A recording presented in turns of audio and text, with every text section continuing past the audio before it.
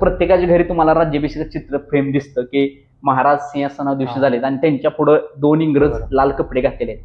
तर त्यातला एक इंग्रज आहे, तेवढी मान झुकवली, तो त्याच्या हातातली अंगठी, ती अंगठी महाराजांना भेट देतो. अशा प्रकारचं चित्र आहे. हे चित्र कुठून आलं तर हे चित्र कुठेही लिहून ठेवलेलं नाही किंवा कोणीही काढलेलं नाही चित्र. प्रत्यक्षात हे चित्र हेनरी ऑक्सिडेंटच्या डायरीतून आलेलं आहे. हेनरी ऑक्सिडेंट 6 जून 1674 त्याच्या इंग्लिश रेकॉर्डनुसार तो छत्रपती शिवाजी महाराजांच्या राज्याभिषेक उपस्थित होता.